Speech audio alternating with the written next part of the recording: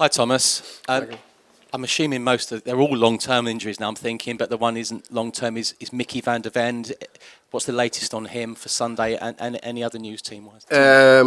Mickey is a minor one. It will be touch and go for Sunday. We're hoping he was on the pitch yesterday, on the pitch today. Hopeful for that, but it's touch and go. Congratulations through to the last 16. Very impressive. Is the message now, because of no playoff, to forget about it and full focus is now on the league? For me it's always been full focus on the next game, so it's full focus on Man City on Sunday. We definitely need to build on some good performances. I said not everything been perfect, but now as I calculate the last 10, it's more consistent, it's more we compete better. We are constantly improving, but especially the last 3 games, it's much more over 90 minutes. And I think the 3 performances that's the thing we need to bring into to Sunday and going forward. In September, you said to me you don't look at the league table till April. But back then, did you imagine that you'd be around 14th? No, I didn't. I'm very aware, and I think I said that a few times. I'm very aware that you always hope for more. You always in football, small things you can turn and you can get a little momentum, or sometimes you get more. Sometimes, for whatever reason, you don't get the momentum. Very aware that this season is a season where we are, as always, and we should be for Tottenham, very ambitious. But it is a transitional season. A transitional season where we need to be very ambitious, do as good as we can in every single competition, and I definitely expected and hoped and believed that we will be higher, but I also think it's fair to say some of the margins, the bits, we could easily like this have had 6 points more in a completely different talk. Unfortunately we haven't, and it is what it is, and we need to keep going. Deadline day Monday, you've had so many injuries. Is it about the right person now and also going forward? We know there's players who are offered to clubs. We understand Raheem Sterling is not one on the list, but because you look for the future as well as the now, is there maybe a possibility there might not be any new arrivals on Monday? We said it, the club work relentless to try to do the best they can to improve the squad, especially Johan, Fabio and Vinay, and of course all the people behind them. I mean it, we can't be too obsessed with short-term fix that not helping on the long term, because if we don't do that, we will not, all the hard work we put in now can be limited for the future. And that's not that we want badly short-term success as well. I can promise that the Lewis family is super committed to this project. They want to do everything, and I will go against my rule, hopefully only once. That there's no doubt, it's clear that the club wants to sign Semenyo. They did everything. I think that's a clear signal that the Lewis family is very committed. That's a big signing with finances and all that. So it's aligned, but that's the quality players we are looking for to improve the squad. And if we can't find that, then it's definitely better to take the right decision. It's not the same that we're just getting quality players going forward, because we all know it's not that easy. And I'm sure if we're not, for whatever reason, able to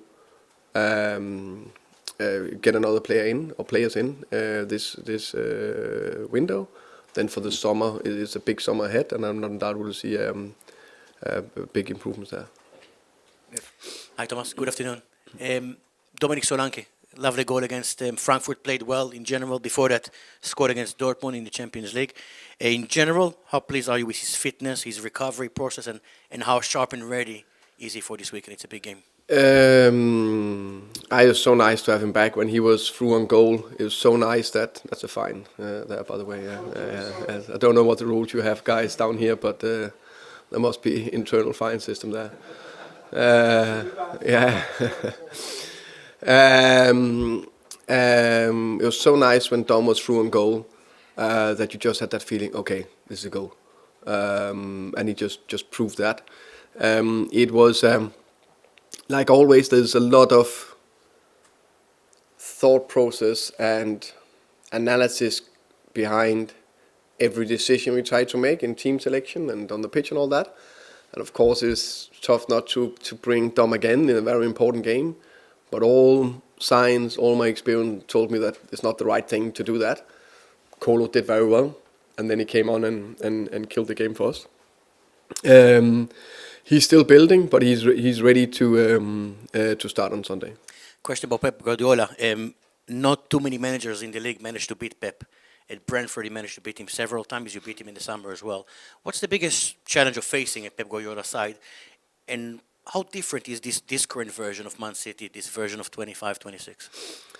Pep is the best coach in the world. He proved that many times. I think what he's done over the years is he's extremely innovative. He's always changing and playing around with the positions, offensive positions, different types in different positions. And he do it again now. He's from going maybe wide wingers to a little bit more inside, depending on how he plays it with the Cherky or Foden or Semenyo or Haaland or Reinders or wherever, so he's playing around the different offensive positions. I think the City team now, when they're in full flow, I think there's threat from so many angles that we need to be aware of. But I also see some areas that we hopefully can explore. Question about Mark Gahey. We obviously faced him many times as a Palace player. First time we're going to face him as a City player. There was interest from plenty of clubs, from the UK, from abroad as well. How impressive have you been with his progress throughout the last several years? Would you consider Mark Gahey one of the best defenders in Europe? I've seen Gahey all the way from Swansea, where we played him in the Championship, so that's a few years. So he's been on quite a journey, and he's impressed me in many ways. He's extremely composed in all his defensive actions, so that means he's never rushing. To have a calm defender is a good thing, because normally they're in the right position and they clear calmly, and on the ball he take amazing decisions. Hi Thomas, how are you? I'm good, thank you. You spoke about having Dominic Solanke back. How vital is that to you when you consider as well the fact that a lot of your goals recently have come from your two centre-halves, rescuing you in games, Mickey van der Ven and Christian Romero? I think it's. There's first and foremost, it's extremely positive. You have two defenders scoring that many goals. If then we can add more goals from our offensive players, then we will be in a good place. I think we have a lot of offensive talent in for example, Wilson and Mattis Tell, and I also think we have it in Xavi. He's played quite a lot. He's still only 22. I think all the three of them will score a lot of goals going forward, but of course they're not as proven goal scorer or as proven goal scorers in the Premier League. Xavi has scored quite a few goals in the past. So miss our main striker. I don't think any team is happy with that for 6 months. That's been a blow, but hey, that we need to handle. So to have Dom back in, but not only for his goal scoring abilities, clearly you've seen that now in the two Champions League games, but also I think his hold-up play, his link play, his ability to press, and just that presence on the pitch and in the changing room, that's big. Do you worry a little bit mentally about your team? Sorry, do you worry about your team's mentality a little bit? Because Champions League is fine. You're the fourth best team in Europe according to the Champions League table. Premier League, you're 8 points off the relegation zone, 10 points off the Champions League. So it kind of shows it's the other way around. Do your players prefer playing in Europe to playing in the Premier League? I don't think that's a thing. I think it's a bit more complex than that. I think it's a skill as an individual player and as a team to perform every third or fourth day in Premier League and in Europe, no matter if it's Conference League, Europa League or Champions League. And when you take it up a notch from Europa League to Champions League, it's even more difficult. I think it's fair to say we've seen it over the years with the club that is not as used to it year in, year out, that can be tough to do that because it's the physical load, it's the mental load that they need to be able to produce again and again and again. And I think we've seen some how can you say some good signs of it, and I actually think we haven't been that bad after Champions League games. I think actually we had some good performances after that. I think if we let's say in the Christmas spell there had got 6 points more, we wouldn't have the talk we're talking about now.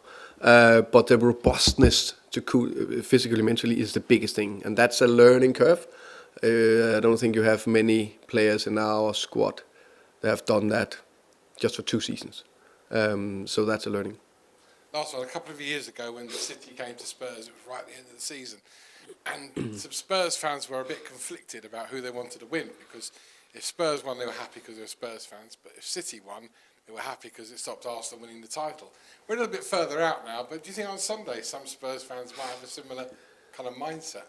I don't know. I know that the Spurs fans will how can you say will support the team. I understand the conflict, but I'm not in doubt they'll be happy if we perform well and beat City. Is important for us, and it's all about us. And we, the staff, the players will do everything we can to put a top performance out there and win. Just want to ask you about the 3-4-3, the formation. It feels like it's unlocking kind of parts of the team now. Is that something you've been considering for a while, or was it the availability of players you wanted to do a shape that fitted them really? I think it's a combination of. I think it's always try to get our best players in their best possible positions. And I think with the players available, it suited them quite well. 3-4-3. I knew we more or less will do it against Dortmund no matter what, because the way they came, I think that will suit the game plan and everything. Look good, and then on top of that with the players' availability and so on. So then we carried on for the following 2 games, and it's definitely something I'm looking into. We could consider going forward with because I think a lot of our players look good in that, and I think also. There's a lot of good bits, especially offensively. 3-4-3 looks good. Closer connections that I like. Obviously, so many long-term injuries now, and Brennan Johnson also leaving. Is it fair to say that your squad is, best way to put it, kind of weaker than it was than when you went into the transfer window? In January? Yeah, I think that's fair. I think we lost I can't remember, 6 or 7 players inside 3 weeks in January, so that's crazy. And some of them extremely unlucky with definitely Lucas and Ben was clear contact injuries. Then there was I can't remember all of them, but those are definitely too many. So yeah, of course it's weaker than we started the 1st of January. The reason I ask is kind of like, I mean, how do you kind of, as a club, I guess, keep your nerve with this short-term, long-term idea when you could leave yourself so short for the rest of the season? Yeah. That's a good question. But I think the best clubs, they take good, calm, sensible decisions. Also, when it's how can we say, a little bit windy and not going as well as we wanted to, because I think that's key for what we want to build. It's absolutely key. And I also think there is some players that are looking to come back relatively quick-ish in Petro and Richie, definitely. I think there's 2 on top of my head. So that will help as well, of course. Thomas, just on Dominic Solanke, has he felt like a new signing for you that you've managed to get him back and get some minutes out of him? And in terms of just him as the focal point of the team, Tottenham probably haven't had a lead out-and-out striker since the days of Harry Kane. Now, I'm not asking you to compare him to Harry Kane, but just as a talisman for the team, what can he do for the next 4 months going forward? I think he's always like Dom when I follow him for many years here in England. I think the last season I had in Bournemouth, he was absolutely on fire. It was 19 goals, something like that in the Prem. Then he was a little bit unlucky. He's normally super robust player. And then he came to Spurs and he got an ankle injury and then another one. So he had a little bit disrupted last season, but still scored a decent amount of goals and looked like a threat.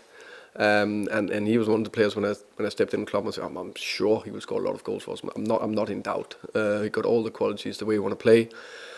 The principles I have, the goal scorers are normally produce number 9s. He will do the same. I'm not in doubt of that at all. So it feels a little bit like a new signing, and he will only get better the next weeks. Can I ask you mentioned Semenyo. That's quite a commitment from the owners that they're prepared to pay what appears like 65 million. So, I mean, that could be records transfers. So just how close did it get? What could he brought to the team, and what is the signal from the owners that they're going to give you that sort of money to rebuild this team? I think the biggest thing, and the question I would answer is, I think it shows big commitment from the Lewis family, and I think the fans and everyone involved should not be in doubt of that. They're really committed to this is going to be successful. We all want it to be a bit better. But all the processes, all the things is, beginning to tick behind the scenes. I'm not in doubt we will see big benefits of that in the future. I'm not in doubt. And I'm not in doubt that we will improve and we will do better throughout the season. And I'm not in doubt we'll take a good step, massive step forward in the summer as well. They are very committed. And I know you're saying you feel like the team's getting a bit more consistent, but so many times this season we've sort of seen Tottenham so up and so down. I mean, how do you make sure that you're not going to have a down performance from the players on Sunday against Man City? I really wish I could say that I'm 100% sure it'll be top, but I have a very good feeling because you're working with human beings, and that's the beauty of it. But I'm convinced that we will perform well again on Sunday because it just looks better and better. And of course we are facing a top team with top players, but we are ready for it. Thank you. Finish this section with George. Hi Thomas, appreciate you sort of openly talking about Semenyo then, and I'm sure fans would as well. Can you kind of understand why, from the fans' point of view, as much as it sounds obviously encouraging the club are going for Semenyo, it's also more words rather than actions? Can you understand why they sort of feel like they need to see more actions, especially this month? The fans just want the best for the club, just like I want the owners, the staff, the players, everyone want the best for the club.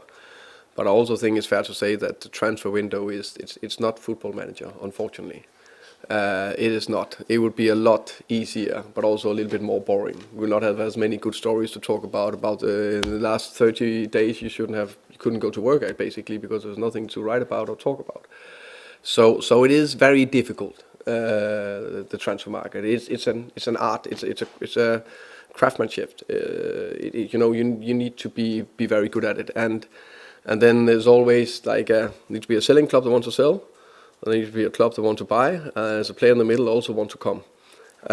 So that's always the challenge. What I'm happy is that I think we've already done great business in getting Connor in. I think that's a great deal and a great player and fits everything we want for this club. And the commitment they show about, you can say, Semenyo, I think is a big step. I'm just repeating myself. I'm not doubted it'll be very good going forward. And obviously the Champions League is on pause now until middle of March. How kind of confident are you that when you get to the middle of March, the club are not going to be embroiled in a relegation battle? Because I think some fans are concerned the team is sort of sleepwalking into a relegation battle given the Premier League results. I of course understand that the result has not been good enough. No doubt about that. But and there's been spells in some of the games where I'm a bit disappointed with that we of course addressed that we're working on. But I think the biggest thing we've seen it throughout the season is we have a team that is running hard. You can look visually, you can look at the physical numbers, you can look at all that. They're just running hard. And I think a good indicator as well is some of we've talked about it a few times, the 3 second halves where we're behind at half time, running very hard to the end. I think that's the foundation you need to build anything on. So it's one game at a time and we are ready for City and it's all about that. And just finally, you mentioned Pedro and Richarlison are the ones kind of the closest ones, obviously they're a little way away. Arsenal on February 22nd, would that kind of be a roughly potential time for them to come back? That could be a dream scenario and a scenario could happen, but that we will know a little bit more when we get closer. But it's in that bracket. Okay, we'll end the broadcast. On the fans thing, is it a problem when some Spurs fans in the second half of the season want the team to lose to City to stop Arsenal in the title? I think first and foremost, I think the fans, for example, the 3,000 that traveled to Frankfurt was amazing support throughout the game, and it was fantastic to be able to go down there in the end and see the happy faces. I think the fans home to Dortmund, I think, were amazing, and when we are together and united as a group, players and the fans, magic things can happen. So I think it's all about that. I understand there's a long history in the club, so understand that I can't and will not question. I fully understand that. My focus and the players' focus is we do everything we can to beat City. Because there was a minority of fans, I think last season you even sort of did a Poznan celebration when City scored. Yeah, but it's a free world. People can do what they want to do. Every Spurs fan is supporting the team, and it's about that. Just on this little block of games, I know you sort of go game by game, but I think lots of people look at these matches now and think this is a really tough run for the Spurs coming up. Right? Do you think maybe that they suit the way you play almost, or even the way that the Champions League games have kind of brought the best out of them? Yeah, I think football is is a strange thing sometimes. Sometimes you can play teams where you can say you should be superior to, and you, for whatever reason, you're struggling, and then you're facing teams that on paper look stronger, and it suits you. I believe if we go into every game, we can win it. I believe we can go on Sunday and play against City and win it, and that's the big focus also with the following games. Welcome. Thomas, will you change that, or look at changing that policy with the players driving to the airport after no, I don't think so, but I haven't thought about it. I think we have, I think they're more in the car driving to the training ground or other places than only to the airport. So that's probably you should be fearful every single day then. Is that, I assumed you all just got on the bus to the... Yeah, it depends a little bit what we do. I also believe in when we need to be together as a team, we need to be together as a team, but also sometimes how can you get home and get recovery as quick as possible. So it's that balance. Can I ask you if you've done anything in particular to sort of to change the psychology toward the home games of players? Sort of there have been situations where sometimes you would understand if they're afraid of playing at home, or there's a little bit of trepidation about when it might turn. Yeah. Have you been able to address that in any way? I think there is definitely, let's say the Dortmund game, you definitely felt we played at home. That was a fantastic feeling. The fans were fantastic throughout, and it also went according to plan. That is always a little bit easier. So it's more when there's these setbacks in games where we all, players and fans, all of us need to be united and together and pushing through that. I think that's a big thing, and of course have confidence. We are playing home in front of our fans that need and should be advantage, which I think it is most of the times. Welcome. Thomas, if you can't get long-term signings like Semenyo, which could be able to wait for, why not, with the transfer window going out, just try and get some short-term signings to boost this season and forget about the future and try and really go for something this season? Why not? Yeah, it's not that we're still in the market, so it's not that we are not trying, but it's just that the short term need to be also with a long term view. I think that's a big thing. Forgive me, but why? Because what I'm struggling to understand is surely even if it was just a very short term, like say Villa with Rashford last season, if that got you into some sort of European football, that makes getting players in the summer a lot easier than if you don't get into European football without doing a short-term signing. I'm struggling to understand. No, that's a good, but that was also a loan. Yes, so Yeah. short term. Yeah, short. Okay, that's different. Okay. Okay, that's different between doing you can say a loan that fits what we think that can help us. That's different Okay, so compared you to do buy a short-term player loan. to 30, 40 million. That does he really improve us much more than what we got now? I think that's the two different things. So you could do a short term Yeah, loan to do I'm definitely not saying no to. It can't happen. But I also think if you look at the market, there's not that much happened so far. So when you look across, there's not many players available. And just last one, given how tight it is at both ends, like someone said about the points to the bottom or the points to the European places, now your full focus is on the league for a while. What is the league ambition now? What is the ambition for the rest of the league season? For me, the most important thing is that we get even more consistent in the performances and results, and then the rest will take care of itself in terms of where we're ending. So we need to keep putting good performances together. That also needs change to get those wins or consistent points. That will create some momentum, and then we could look back at the table in April and look how it looks like that. That it's all about that. If we do that, then it will also the rest will take care of itself. Hi Thomas, just following on from that, I mean the 4 fixtures look quite frightening to be honest in February, given how well those teams are doing. I'm guessing within the squad there is no fear going into these 4 games. Yeah, but of course no fear. There's never any fear, no matter who we play. There should be and always is respect for the threats that different opponents are having. But no, we are going in playing at home first and foremost against City on Sunday, and we are excited, looking forward to it, and big belief that we can get a result. And you asked a lot about Dominic Solanke today, for obvious reasons, how well he played. He looked so sharp when he came on. I know you're focused on Tottenham, but he's very much in the mix for that England role as well to go to the World Cup. He said to us how much that's still an ambition for him this season. How do you see him comparing to the other strikers, and do you see, given how sharp he's looked already, that is a viable target for him this season? Yeah, of course, it's for Thomas Tuchel and his staff to take that decision. In the end, I think Dom 100% fit and sharp and performing, I think should be in the mix for I don't know how many strikers are clear number 9s they want to bring, but definitely should be in that mix. I think all his qualities is there to be selected for that.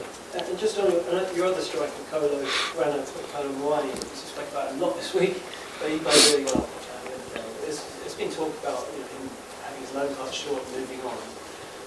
You said already that you want to keep everyone here.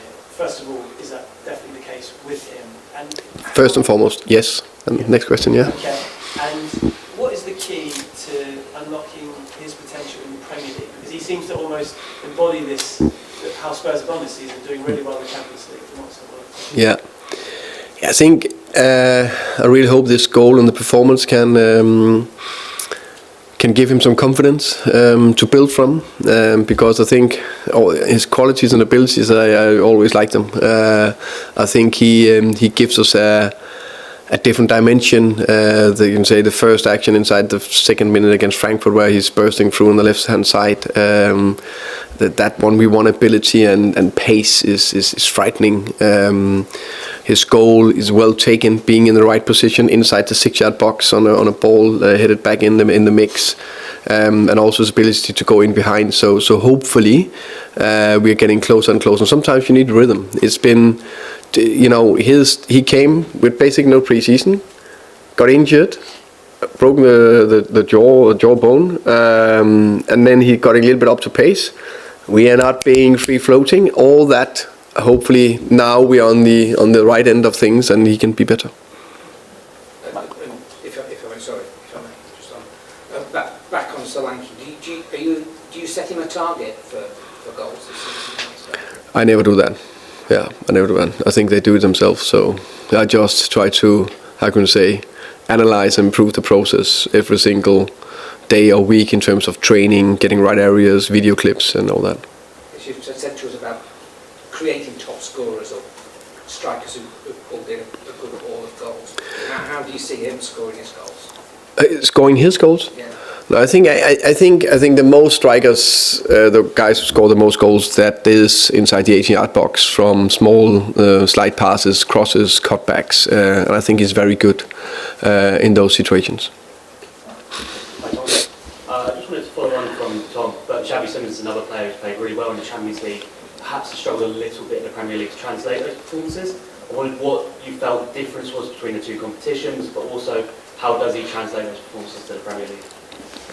I think actually Xavi has been on a positive for a while, but there's no doubt that the pace and the physicality in the Premier League is higher than all other clubs across Europe. So there's no doubt there's a bit of adaptation for him and Kolo. And then again, to even that he has played a Champions League 2 years in a row, I think, did I with Leipzig and in the Bundesliga, is still something different. But I think he is actually progressing, and it looks better and better and more dangerous. Does the formation help that? Because he looked quite good against Burnley and came close to scoring. Yeah. Maybe. There's definitely a lot of our players that look to come in the right positions in this formation so far, and I think it's all about that. How can we get them in their best positions for them to perform in the best possible way? Okay, thank you very much. Thank you, guys. Thank you, guys. Thank you.